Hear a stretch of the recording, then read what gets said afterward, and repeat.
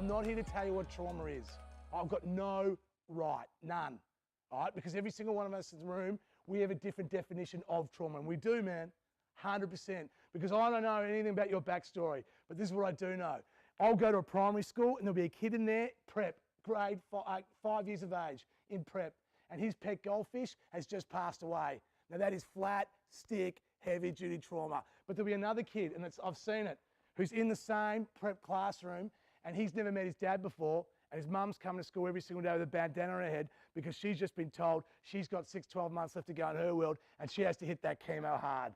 All right, so that kid who's 5 years of age, who probably in about 6, 12, hopefully longer than that, he's going to then wake up without a father who he's never met before, but now he doesn't have a mum. Now that's different trauma, okay? But I can't go over to that kid who's lost his pet goldfish and say, hey mate, you need to toughen up. Does that make sense?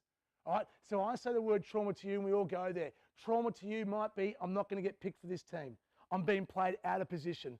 I missed that penalty. Yeah, I made a mistake, I can't get over it. I'm recovering from injury, I've gone to every single physio, they've given me the rehab to do, it's not working. I'm a performing artist, I want to perform this way, I'm not getting the gig, the title, the role that I want. We've all got different, yeah? But what we are here to talk about is our response. All right, if we know what to do, then we're on.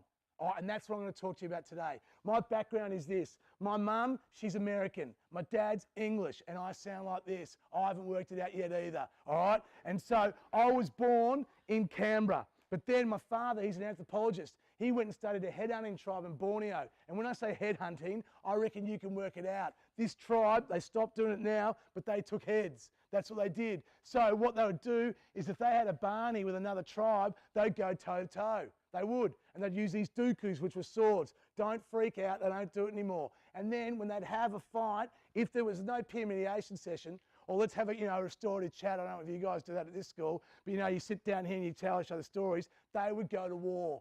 And if someone was killed, right, not saying that's right, but if it was, they would take their head because their head belonged to the spirit of that body. And that night, when they'd go back to their longhouse, the spirit would come and haunt them and their families. That's what they believed, yeah? But if the head that belonged to it was there, it'd prevent it from coming on in. Does that make sense? Pretty full on, I know, all right? And then I was born, and when we moved over there, and I grew up all the way up to about 15 years of age there, and every single day that I was there, I failed, big time. I then came back to Melbourne. I grew up in Hawthorn, failed every single day. I went to a private school, got spoon-fed a little bit, failed every single day. I was 17 in school, got drafted in Kilda, played AFL football there, failed every single day. Then got delisted, failed. Then got drafted by Melbourne, succeeded. Then got played there, AFL football, got delisted again, failed. Then went over to Adelaide, played over there for 3 years, failed every single day. I then went back in around the world. I slammed every single continent. I was going ballistic with my brother. We nailed it for 3.5 years, came back $80,000 in debt combined, which we owed mum and dad. What do you reckon they thought that was? Failure. I then was 28 years of age. All my mates are getting married, yeah? They're having kids, buying pads in Melbourne. The only thing I owned was a push bike. So I got in that, and I rode into Melbourne University and did primary school teaching for 4 years. Failed every single day. There was a 1-2 teacher and a 5-6 teacher for 4 years. Failed every single day. I then was an assistant principal. I know. Who would have done that for 4 years? Failed every single day. I'm now doing this gig for the past 2 years, and there you go. I'm failing right in front of you. Yeah? Bang. That was perfect timing.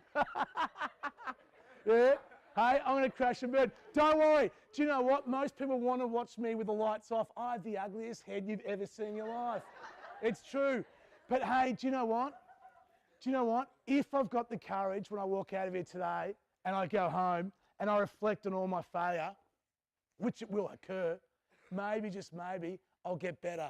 Do you know what the hardest thing for you is this? Is that you already have failed. You have. Because you weren't walking and you weren't talking day one. But do you know what this gig is?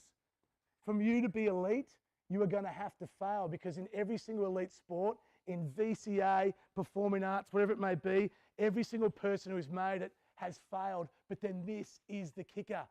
Every single person who's failed has then identified how they can get better, and then they have responded. The ones who don't make it, they fail, they then sook, they moan, they point the finger, and they make excuses.